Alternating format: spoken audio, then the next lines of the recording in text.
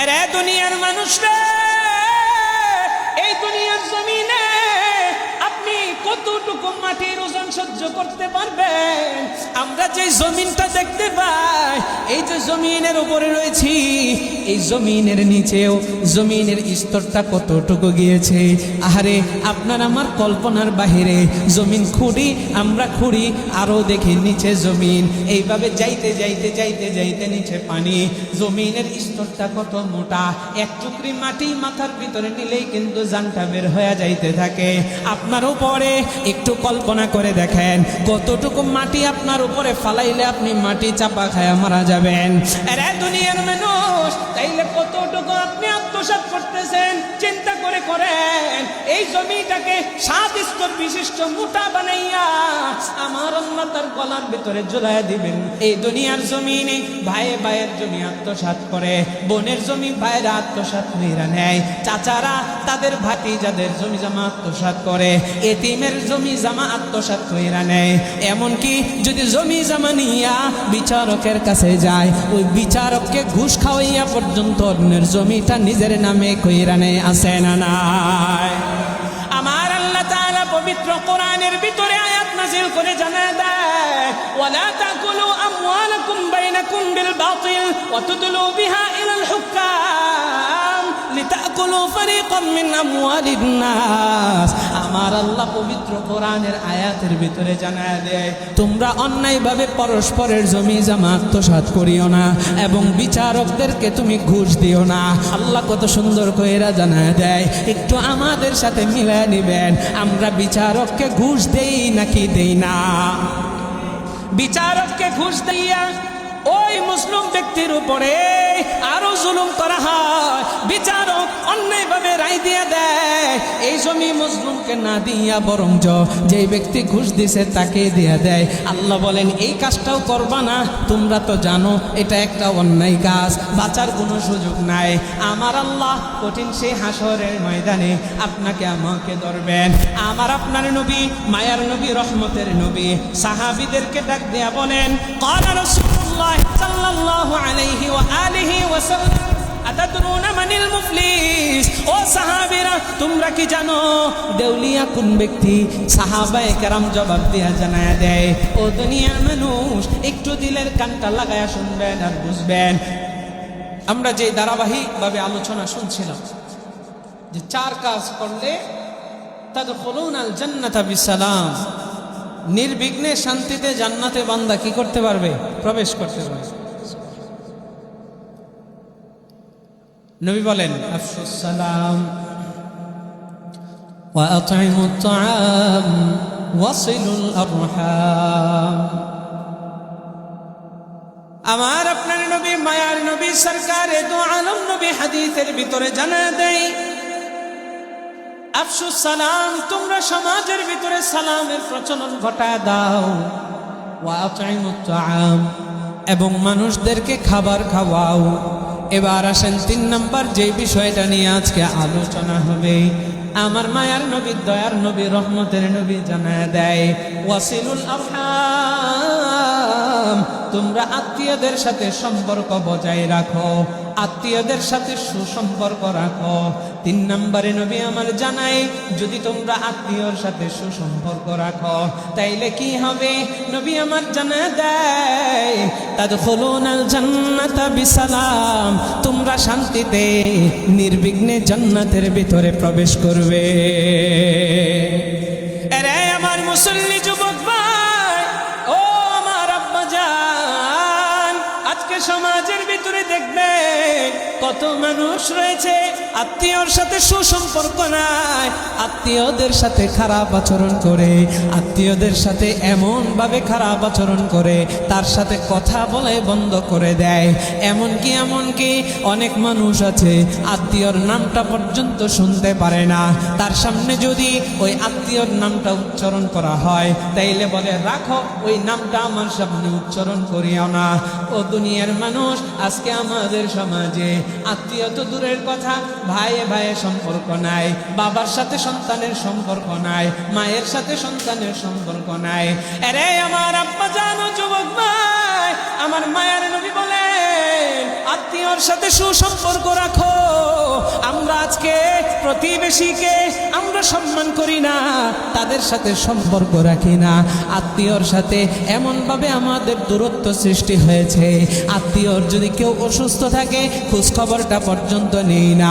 আত্মীয়র ভিতরে কেউ যদি মারা যায়, জানাজায় যাওয়া তো দূরের কথা, তাদেরকে একটু ফোন দিয়ে তাদেরকে সান্ত্বনার বাণী পর্যন্ত শুনেই না, এমন মানুষ আছে না না?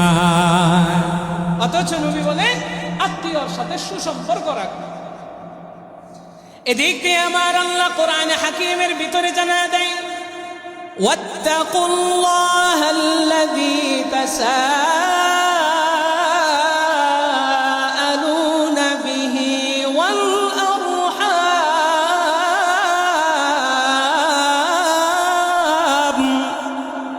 আল্লাহ কোরআনে হাকিমের ভিতরে বলেন, তোমরা সেই আল্লাহকে ভয় করো যে আল্লাহর নামে একে অপরের কাছে চাও। আমার আল্লাহ শেষ পর্যায়ে জানা দেয়, এবং আত্মীয়দের সাথে সম্পর্ককে বাঁচাও। আল্লাহ বলে, ওয়াত্তাকুল্লাহাল্লাযী তাসাআলুনা বিহি ওয়াল আরহাম। তোমরা সেই আল্লাহকে ভয় করো, আল্লাহকে ভয় করো যে আল্লাহর নামে একে অপরের কাছে চাও। এরপরে আল্লাহ বলে, ওয়াল আরহাম, আত্মীয়র সাথে সম্পর্ককে কি করো? বাঁচাও, নষ্ট করিও না। একদিক দিয়ে আল্লাহ আদেশ করেন, আরেক দিক দিয়ে নবীও আদেশ করেন। অথচ আমরা আজকে আত্মীয়র সাথে সম্পর্ক রাখি না। সম্মানিত হাজির, আবার অনেকের মনে একটা প্রশ্ন আছে, আমি একটা হাদিসের মাধ্যমে আপনাদেরকে জানাইতে চাই। এক সাহাবী আমার মায়ার নবী, দয়ার নবী, রহমতের নবীর কাছে আসলেন। নবীকে ডাক দেয়া বলে, ইয়া রাসূলুল্লাহ, ইয়া হাবিবাল্লাহ, আমি আমার আত্মীয়র সাথে সুসম্পর্ক রাখতে চাই। আত্মীয়কে আমি সম্মান করি, কিন্তু সেই আত্মীয় আমার সাথে সম্পর্ক রাখতে চায় না। ওই আত্মীয়টা আমাকে গালাগালি করে, আমাকে কষ্ট দেয়। আমি যে তার কাছে যাইয়া তার সাথে সম্পর্ক রাখতে চাই, কিন্তু সেই আত্মীয় এই বিষয়টাকে দুর্বলতা মনে করে আমাকে আরো বেশি পরিমাণে কষ্ট দেয়, আমাকে ঘায়েল করার চেষ্টা করে, আমাকে আঘাত করে কথা বলে। আমার মায়ার নবী, দয়ার নবী, রহমতের নবী জানায়, ও সাহাবী শুনিয়া লও, আল্লাহর নবী বলেন, ইন কুনতা কামা কুলতা ফাকান্নামা তুসিফুহুমুল মাল। নবী বলেন, যদি তুমি যেই বিষয়টা আমাকে জানাইছো এই বিষয়টা যদি সত্য হয়, অর্থাৎ তুমি যদি আত্মীয়র সাথে সম্পর্ক রাখতে চাও আর সে তোমার সাথে খারাপ ব্যবহার করে, যদি এটা সত্য হয়, তাইলে মনে রেখো তুমি তোমার ওই আত্মীয়র মুখের ভিতরে গরম ছাই ঢেলে দিতেছ। গরম ছাই ঢেলে দিচ্ছ মানে কি? মানে তুমি আত্মীয়র সাথে সম্পর্ক রাখতে চাও, কিন্তু সে তোমার সাথে সম্পর্ক রাখতে চায় না, তোমার সাথে খারাপ আচরণ করে, তোমাকে গালমন্দ করে। যদি তুমি এরপরেও তার সাথে ভালো আচরণ করো, সুসম্পর্ক রাখতে চাও, তাহলে তুমি তার মুখের ভিতরে ছাই ঢেলে দিচ্ছ। মানে তার জন্য লজ্জা যে আমি তোর সাথে সম্পর্ক রাখতে চাই, কিন্তু তুই আমার সাথে রাখতে চাস না। দেখ সম্পর্ক কাকে বলা হয়, তুমি তার মুখের ভিতরে ছাই ঢেলে দিচ্ছ, মানে ধিক্কার জানাইতেছ, একটা লজ্জা দিতেছ। আত্মীয়র সাথে এমন আচরণ করা লাগবে, সে আপনার সাথে যত খারাপই করুক না কেন, আপনি যদি ভালো আচরণ করেন, একটা সময় দেখবেন ওর ভিতরে একটা অনুশোচনা কাজ করবে, বিবেক জাগ্রত হবে, হায় রে, আমি তো তার সাথে খারাপ আচরণ করি, অথচ সে তো আমার সাথে ভালো ব্যবহার করে। এই আচরণটা দেখাও বন্ধুতে আবার সে রূপান্তরিত হয়ে যাবে। আমার মায়ার নবী, দয়ার নবী, রহমতের নবী আর পরে জানায়া দেয়, ওয়ালা ইয়াজালু মা'আকা মিনাল্লাহ যাহিরুন আলাইহিম মা দুমতা আলা যালিক। আমার মায়ার নবী, দয়ার নবী কয়, তুমি যদি তার সাথে এমন ভাবে আচরণ করতে থাকো, অর্থাৎ তার সাথে সম্পর্ক লাগানোর জন্য যদি তুমি সবসময় ভালো ব্যবহার করো, তাইলে জেনে রাখো আল্লাহ তোমার জন্য সবসময় সহায় হয়ে যাবেন। জোরে কোন সুবহানাল্লাহ। আল্লাহ যদি সহায় হয় তাইলে তো আর কোনো টেনশন নেই। আল্লাহ তাআলা এই আত্মীয়র সাথে সম্পর্ক রাখার জন্য আমাদেরকে চমৎকারভাবে দেখাচ্ছে, কিন্তু আমরা আত্মীয়র সাথে সম্পর্ক রাখতে চাই না। নবীজি আরেক হাদিসে বলেন, লা ইয়াদখুলুল জান্নাতা কাতিউন, লা ইয়াদখুলুল জান্নাতা কাতিউন। আত্মীয়তার সম্পর্ক ছিন্নকারী জাহান্নামী, জোরে কর নাউযুবিল্লাহ। আত্মীয়র সাথে যদি আপনি সম্পর্ক ছিন্ন করেন, নবীজি বলতেছে জাহান্নামী। এই জন্য আত্মীয়র সাথে সম্পর্ক ছিন্ন করা যাবে? আর জোরে কন।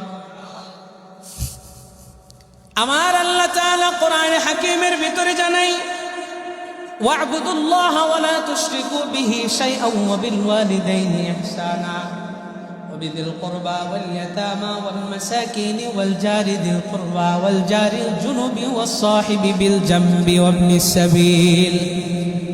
আল্লাহ রাব্বুল আলামিন জানায় দেয়, তোমরা আমি আল্লাহর ইবাদত করো ও দুনিয়ার মানুষ। ওয়া'বুদুল্লাহ ওয়া লা তুশরিকু বিহি শাইআ, আল্লাহ বলেন তোমরা আমি আল্লাহর ইবাদত করো, আমার সাথে কাউকে শরীক করিও না। ওয়া বিল ওয়ালিদাইনি ইহসানা, এবং মা বাবার সাথে সৎ ব্যবহার করো, ভালো ব্যবহার করো, মা বাবার সাথে সুন্দর আচরণ করো। এরপরে আমার আল্লাহ তাআলা কোরআনে হাকিমের ভিতরে জানায় দেয়, ওয়া বিদিল কুরবা ওয়াল ইয়াতামা ওয়াল মাসাকিন ওয়াল জারি দিল কুরবা ওয়াল জারিল জুনুবি ওয়াস সাহিবি বিল জামবি ওয়া ইবনিস সাবিল। এরপরে আল্লাহ তাআলা জানায় দেয়, আত্মীয় স্বজনের সাথে ভালো আচরণ করো। ও দুনিয়ার মানুষ, আরো কিছু কথা আল্লাহ জানায় দেয়। আল্লাহ বলেন গরিবদের সাথে, মিসকিনদের সাথে ভালো আচরণ করো, ইয়েতিমদের সাথে ভালো আচরণ করো, আত্মীয় এবং অনাত্মীয় অর্থাৎ আত্মীয় না তাদের সাথেও ভালো আচরণ করো, প্রতিবেশীদের সাথে ভালো আচরণ করো। শুধু তাই নয়, বলে তোমার ঘনিষ্ঠ সম্পর্ক বন্ধু বান্ধব তাদের সাথেও তুমি ভালো আচরণ করো। জোরে কোন সুবহানাল্লাহ। ভালো আচরণ। তাহলে আল্লাহর ইবাদত করতে বলেছেন এবং আল্লাহর সাথে কাউকে শরীক করতে আল্লাহ নিষেধ করেছেন। মা বাবার সাথে সৎ ব্যবহার করতে বলেছেন, ইহসান করতে বলেছেন। মা বাবার সাথে অন্যায় করি, খারাপ আচরণ করি, কত মানুষ আছে। ওই যে বললাম আত্মীয় তো দূরের কথা, মায়ের সাথে ভালো সম্পর্ক নাই, বাবার সাথে সম্পর্ক নেই, ভাইয়ের সাথে নাই। এজন্য মা বাবার সাথে ভালো সম্পর্ক করতে বলেছেন, ইহসান করতে বলেছেন। এরপরে এতিম, যারা মিসকিন আছে, গরিব আছে, ফকির আছে, এদের সাথে সুন্দর আচরণ করবেন। আত্মীয় অনাত্মীয়, প্রতিবেশী, বন্ধু বান্ধব, এদের সাথে ভালো আচরণ করবেন। শুধু তাই নয়, আমার আল্লাহ তাআলা বলেন মুসাফির যারা রয়েছে, এই মুসাফিরদের সাথেও তোমরা সৎ ব্যবহার করো। মুসাফির কাকে বলা হয়? অনেক দূর থেকে 48 মাইল অতিবাহিত যে করবে, নিয়ত করে সফর করে, সেই হচ্ছে মুসাফির। এমন মুসাফির ব্যক্তিদের সাথে কি করো? ভালো আছো। সম্মানিত হাজিরিন, আমাদের সমাজে অসংখ্য মুসাফির আছে যাদের সাথে আমরা অন্যায় করি, খারাপ আচরণ। একজন ব্যক্তি জীর্ণ শীর্ণ দূর থেকে এসেছে, মুসাফির মানুষ, আপনার সামনে বসছে, তাকে তুচ্ছ-তাচ্ছিল্য করলেন। এই জন্য আল্লাহ বলেন সাবধান, মুসাফিরদের সাথে বেয়াদবি করিও না, তাদের সাথে সৎ ব্যবহার করো, ভালো আচরণ করো। যদি তোমার মতের বিরোধিতাও সে করে, তোমার মতের বিরুদ্ধে ওই ব্যক্তিটা থাকে, তুমি তার সাথে খারাপ আচরণ করিও না, কারণ মুসাফিরের দোয়া আল্লাহ তাআলা সাথে সাথে কবুল করে নেন। 3 শ্রেণীর মানুষের দোয়া সাথে আল্লাহ তাআলার কোনো পর্দা থাকে না। তার ভিতরে 1 নম্বরে মা বাবা। মা বাবার দোয়া করুক আর বদদোয়া করুক, মাঝখানে কোনো পর্দা নাই, সরাসরি আল্লাহ কবুল করেন। 2 নম্বর মুসাফির, যে ব্যক্তি মুসাফির সেই ব্যক্তির দোয়া আল্লাহ সরাসরি কবুল করেন। 3 নম্বর মজলুম, যার উপরে জুলুম করা হয়েছে, এই ব্যক্তির দোয়া আল্লাহ সাথে সাথে।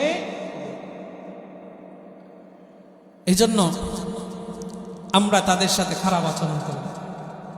এরপরে আরেক হাদিসের ভিতরে এসেছে, عن أبي هريرة رضي الله عنه قال قال رسول الله صلى الله عليه وآله وسلم من كان يؤمن بالله واليوم الآخر فليكرم جاره ومن كان يؤمن بالله واليوم الآخر فليكرم ضيفه ومن كان يؤمن بالله واليوم الآخر فليقل خيرا أو ليصمت।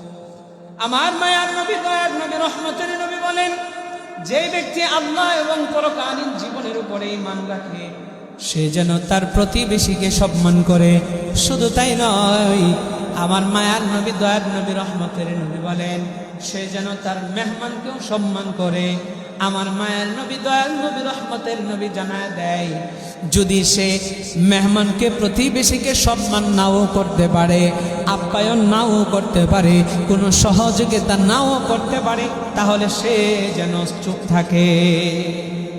কি থাকে? চুপ থাকে। আপনার ভালো লাগতেছে না, একজনকে আপনি সম্মান করতে পারতেছেন না, আপনি চুপ থাকেন। ভালো লাগছে না, আপনি তাকে মেহমানদারি করতে পারছেন না, আপনি চুপ থাকেন। কিন্তু তাকে কি করেন না, কষ্ট দিয়েন না, তার সাথে খারাপ আচরণ করিয়েন। আর আমরা চুপ থাকবো দূরের কথা, আমাদের ভিতরটা এমন ভাবে নষ্ট হয়েছে, যারে ভালো লাগে না তারে ইচ্ছা মতো গালাগালি করে, কিছু না বললেও গালিটা ভালো পায়।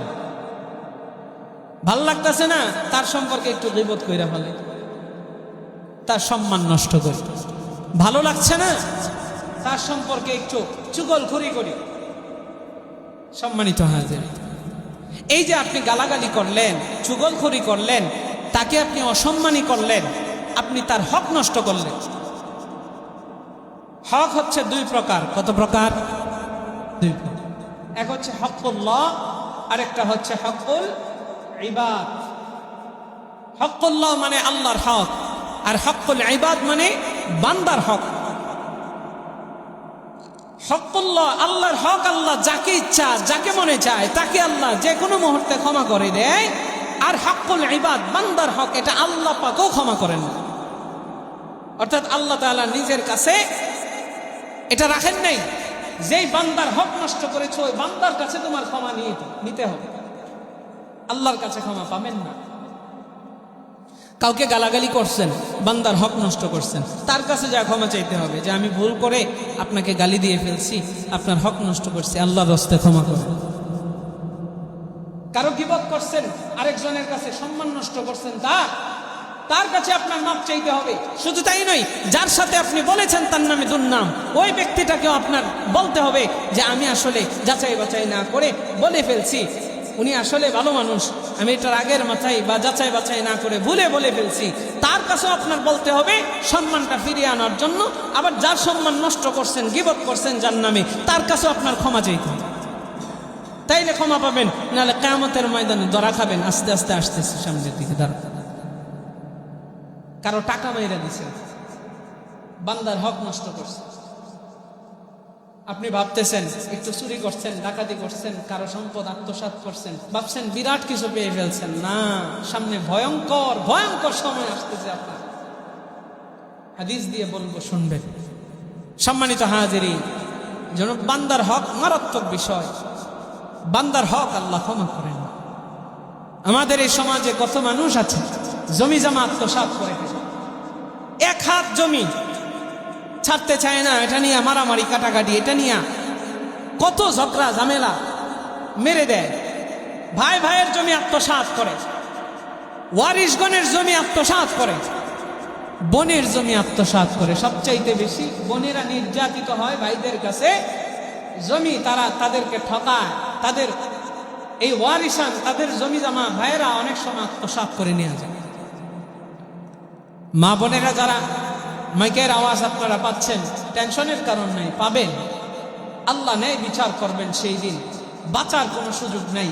আর যে ব্যক্তি জমিটা আপনি আত্মসাৎ করতেছেন, আপনি মনে রাখেন আপনি যে কাজটা করতেছেন মারাত্মক এক কাজ করতেছেন, বাঁচার কোনো সুযোগ নেই। কারো জমি আত্মসাৎ করছেন, নবীজি হাদিসে বলেন, عن سعيد بن زيد رضي الله عنه قال قال النبي صلى الله عليه وآله وسلم من ظلم من الأرض شيئا طوقه من 7 أرضين। আমার মায়ার নবী, দয়ার নবী, রহমতের নবী হাদিসের ভিতরে জানা দেয়, কেউ যদি অন্যায়ভাবে কারো অল্প জমি আত্মসাৎ করে নেয়, আমার আল্লাহ তাআলা কাল কিয়ামতের ময়দানে কঠিন সেই হাসরের দিনে এই জমিটাকে আমার আল্লাহ 7 স্তর বিশিষ্ট বানাইয়া এই জমিটাকে ওই বান্দার গলার ভিতরে ঝুলাইয়া দিবেন। জোরে কন্যা নাউজুবিল্লাহ। আরে দুনিয়ার মানুষ রে, এই দুনিয়ার জমিনে আপনি কতটুকু মাটির ওজন সহ্য করতে পারবেন? আমরা যে জমিনটা দেখতে পাই, এই যে জমিনের উপরে রয়েছি, এই জমিনের নিচেও জমিনের স্তরটা কতটুকু গিয়েছে। আরে আপনার আমার কল্পনার বাহিরে। জমিন খুঁড়ি, আমরা খুঁড়ি, আরো দেখি নিচে জমিন, এইভাবে যাইতে যাইতে যাইতে যাইতে নিচে পানি। জমিনের স্তরটা কত মোটা, এক টুকরি মাটি মাথার ভিতরে নিলেই কিন্তু জানটা বের হয়ে যাইতে থাকে। আপনার উপরে একটু কল্পনা করে দেখেন, কতটুকু মাটি আপনার উপরে ফালাইলে আপনি মাটি চাপা খায়া মারা যাবেন। আরে দুনিয়ার মানুষ, তাইলে কতটুকু আপনি আত্মসাৎ করতেছেন চিন্তা করে করেন। এই জমিটাকে 7 স্তর বিশিষ্ট মোটা বানাইয়া আমার আল্লাহ তার গলার ভিতরে ঝুলাইয়া দিবেন। দুনিয়ার মানুষ শুধু তাই নয়, কিয়ামতের ময়দানে আরো আপনার শাস্তি রয়েছে। আস্তে আস্তে আমরা সামনের দিকে যাব। এই দুনিয়ার জমিনে ভাইয়ে ভাইয়ের জমি আত্মসাৎ করে, বোনের জমি ভাইয়েরা আত্মসাৎ কইরা নেয়, চাচারা তাদের ভাতিজাদের জমি জামা আত্মসাৎ করে, এতিমের জমি জামা আত্মসাৎ কইরা নেয়। ও দুনিয়ার মানুষ, এমনকি যদি জমি জামা নিয়া বিচারকের কাছে যায়, ওই বিচারককে ঘুষ খাওয়াইয়া পর্যন্ত অন্যের জমিটা নিজের নামে কইরা নেয়। আছে না নাই?